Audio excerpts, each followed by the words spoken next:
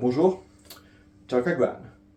Je suis aujourd'hui en présence de Jacques Nguyen Thái Sơn, qui m'a permis de me lancer en partie pour commencer à donner des cours de vietnamien.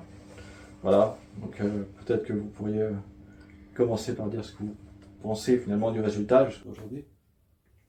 Je vous connais depuis un certain temps. Bon, vous êtes sorti de l'INAMCO, vous avez passé 5 ans en immersion linguistique au Vietnam, donc vous parlez plutôt bien le vietnamien courant. Donc, je connais vos cours depuis un certain temps. Alors, vous avez des cours de vietnamien pour les gens qui veulent apprendre vite, pour diverses raisons, et des cours pour ceux qui veulent, donc, comment dirais-je, prendre le cours sur long terme, c'est-à-dire qui disposeraient davantage de temps. Oui. Donc, encore consiste le cours pour ceux qui sont pressés, qui veulent apprendre tout de suite, en 2-3 mois, le vietnamien pour diverses raisons. Oui. Tout d'abord, il faut savoir qu'il y a 3 types d'élèves qui reviennent la plupart du temps. Ce sont soit des élèves qui ont des origines vietnamiennes, ou alors des gens qui vont partir en voyage, qu'ils soient vietnamiens ou français d'origine, ou alors des Français qui sont mariés avec des Vietnamiennes ou Françaises avec des Vietnamiens. Et ensuite, il y a 2 types de demandes. C'est soit les gens ont du temps, ils ne savent pas encore quand est-ce qu'ils comptent partir au Vietnam, ou soit ils ont un voyage à telle date. Voilà. Donc, si par exemple on me dit qu'il y a un voyage le 15 janvier, alors dans ce cas-là, je vais offrir un apprentissage intensif exactement comme celui par lequel je suis moi-même passé avant de partir au Vietnam. J'avais une date pour partir au Vietnam et il fallait que je puisse me débrouiller avant d'arriver au Vietnam. Me débrouiller, être capable d'apprendre par moi-même sans reposer sur l'aide d'un professeur. C'est ça maintenant que j'enseigne. D'accord, donc ton cours porte l'accent sur, je comprends, la grammaire, mais surtout la prononciation. En premier, la prononciation. Il faut être sûr. Moi, je m'assure qu'un élève peut se faire comprendre du nord au sud. Il ne doit pas se faire comprendre uniquement dans le sud ou dans le nord. Voilà, avoir une base universelle, en fait, on va dire, avec des sons français. C'est-à-dire qu'on part à partir de ce qu'on connaît déjà. Et ensuite, quand on peut se faire comprendre partout au Vietnam grâce à des sons qu'on connaît déjà, des sons français, et bien là, après, quand on commence à parler aux gens, naturellement, si on parle avec des gens du Nord, on va adopter un accent du Nord, un accent relatif à la région dans laquelle on se situe. Voilà. Au préalable, donc, tu leur enseignerais donc l'alphabet vietnamien. Les tons d'abord, les tons d'abord. L'alphabet vietnamien, comment prononcer Les tons. les tons. Les tons et ensuite les lettres. Les tons, parce que tous les mots ont un ton. Ensuite les lettres. Ensuite des mots, tout type de mots avec les combinaisons. Et ensuite on commence à faire des phrases jusqu'à ce que l'apprenant puisse lire tout type de texte. S'il peut lire tout type de texte, c'est compris. Dans ce cas-là, ça veut dire qu'il est prêt à commencer à apprendre à parler. Voilà. Donc, si je comprends bien, donc, vous leur apprendrez à maîtriser donc l'alphabet. Ensuite, comment maîtriser les tons. Parce que le plus difficile, c'est les 4 à 5 tons en vietnamien. Voire 6. On commence par ça. Non. Dans le Nord, 6. Mais moi, mais en langage vietnamien standard, 4 ou 5, ça suffirait. Voilà, mais ceux qui, je préfère donner la capacité de prononcer les 6, parce qu'il y en a qui sont dans le Nord, et comme plus on sait, en fait, plus la palette est grande, et mieux c'est. Et c'est tout à fait possible, avec des petites astuces, comme par exemple le hoi, qui va se différencier du nga. On peut l'expliquer simplement. C'est le hoi, on va dire que c'est un descendant, ça descend et ça remonte. Donc ça fait ma, pour le point d'interrogation. Et la vague, si on veut la différencier, on va faire un point comme ma, et après on remonte. Ma, un point, plus qui remonte. Voilà, donc en fait c'est plus accentué. Donc je vais toujours donner des astuces qui vont faire qu'un francophone qui ne sait pas du tout parler vietnamien, il saura comment prononcer avec des petits vraiment des astuces simples. Et puis quand ça descend, les tonalités existent en français. Si je dis vous mangez, là, c'est pas pareil que vous mangez. D'accord. Mais pour les aider à maîtriser les tons, Oui. alors il faut leur donner l'occasion de pratiquer. Bien sûr. Et justement, à chaque étape, donc par exemple, quand je leur ai appris à prononcer les tons, les lettres, les mots et les textes, après, à la fin, ils doivent pouvoir lire un texte face à une vietnamienne au Vietnam et être compris. Et s'ils réussissent cet examen, dans ce cas-là, on peut passer à la suite et commencer à parler. Et à chaque étape, donc l'étape d'après, c'est pouvoir faire connaissance. Et puis quand on a une affinité avec la personne, la revoir. Donc il faut apprendre l'heure, la date, comment fixer un rendez-vous. Et ensuite, discussion, comment entamer une discussion. Et à chaque étape, il y a un dialogue avec une Vietnamienne au Vietnam pour bien que les élèves vérifient que leurs compétences sont efficaces, voilà, qu'elles marchent, qu'ils peuvent parler vraiment une fois qu'ils seront sur place. D'accord. Pour la plupart des cours, ça se fait en ligne, je suppose. Oui, la plateforme a été créée pour donner des cours en ligne, mais je donne également la possibilité de donner des cours en présentiel.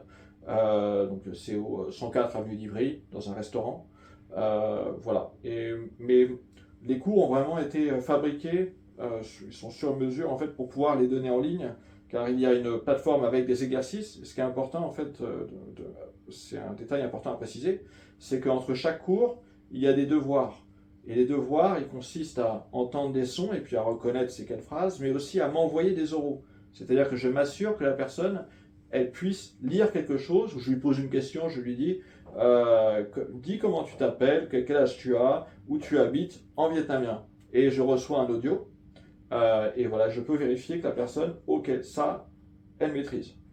Voilà. Et puis la personne aussi, elle a des exercices pour savoir si elle-même comprend quand on lui pose les mêmes questions. Voilà. Pour le vocabulaire, Oui. donc ce serait par thème.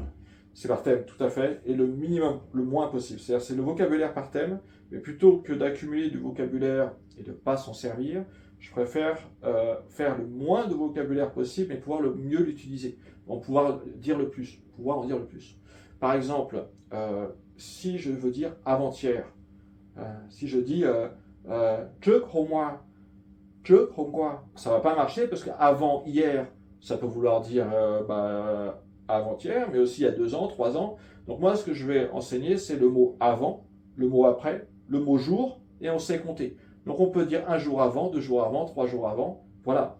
Bien sûr qu'on ne dit pas 2 jours avant et qu'on dit avant-hier, et bien sûr qu'on ne dit pas 2 jours après, mais plutôt après-demain. Mais au tout départ, commencer déjà par savoir se faire comprendre, aussi bien au niveau de la prononciation qu'au niveau des mots qu'on utilise, pour transmettre les idées. Je voudrais te voir dans 2 jours, voilà. Et éviter les complications et vraiment réduire le vocabulaire au minimum possible et être à l'aise le plus rapidement possible. Voilà. Donc tu vas avoir donc, des cours individuels en ligne. Bon, ça c'est pratique sans problème. Ouais. Mais pour les cours collectifs que tu vas proposer sûrement, les cours en groupe, comment tu vas opérer tout ça? Ah, pour les cours en groupe, alors de la même façon que pour les cours en présentiel, c'est grâce à une plateforme d'appel en ligne, où en fait on est plusieurs, on est jusqu'à 10. Et le site, encore une fois, en fait, il y a la leçon sur le site, il y a également les exercices. Donc ce qui se passe, c'est que je donne une explication et juste après, les élèves testent directement leurs connaissances et ils peuvent parler entre eux. Et après, ils parlent avec moi et puis avec la vietnamienne qui est située au Vietnam, donc ma partenaire de travail. Ce que je veux dire, c'est que même si ce sont des cours en classe, ils sont vraiment basés toujours sur la pratique. Ce qui est essentiel, c'est vraiment de faire parler les gens et pas de donner un cours, expliquer, donner des devoirs à la fin. Non, c'est pendant tout le long du cours une explication, on met en pratique et on essaye tout de suite. Et à la fin du cours, il y a des devoirs à faire avant le cours d'après pour s'assurer de ne pas avoir perdu ce qu'on a fait avant et on peut passer à la suite. Voilà. Donc il y a vraiment un programme qui est précis, qui est affiché sur le site. Est-ce que tu envisagerais donc, par exemple, d'organiser un cours, disons, pour les étudiants, de pratiquer le vietnamien ici, par exemple dans le 13e, par exemple, un endroit en présentiel, au restaurant Saigon, c'est ça? Oui, oui, oui. Au oui. 104, je 104 crois, avenue avenue d'Ivry. d'Ivry. Oui, bah, ce que j'envisageais de faire, c'était organiser certains événements avec aussi bien les gens qui apprennent le vietnamien que les Vietnamiens qui apprennent le français. Donc ça peut aussi être des couples qui ont des enfants, car je précise que les cours en groupe sont aussi bien, les classes de vietnamien sont aussi bien pour les adultes que pour les enfants. J'ai de plus en plus d'élèves enfants et les parents sont très contents du résultat. Donc voilà, je propose, donc proposant des classes pour les enfants et pour les adultes et proposant également des cours de français pour les Vietnamiens, je pensais organiser des événements, notamment au 104 avenue d'Ivry, voilà, pour que tout le monde se réunisse. Et finalement des familles avec peut-être l'épouse qui est vietnamienne, l'époux français la plupart du temps avec leurs enfants. Voilà, et puis des étudiants vietnamiens qui pourraient apprendre le français, qui viendraient, et puis des Français qui sont intéressés par le Vietnam qui viendraient. Voilà, et c'est plutôt pas des classes, mais plutôt des fêtes, on va dire, qui seraient organisées, qui seront organisées en fait à partir du mois prochain. Et les cours en classe commencent début octobre. Voilà. Alors, pour les artisans au Vietnam, il y en a environ 3, Ouais. principalement 3 artisans. L'artisan du Sud, l'artisan du Nord et plusieurs artisans du Centre. Voilà, il y a plusieurs dans le sens que Okay. c'est pas pareil que Hué, Mais que Wambon. toi, tu apprendrais à tes étudiants comment maîtriser l'accent standard pour qu'il soit compris au nord, au centre, au sud. Oui, voilà. Je te donne un exemple. Par exemple, dans le nord, on va dire donc Zoe, donc le R comme un Z.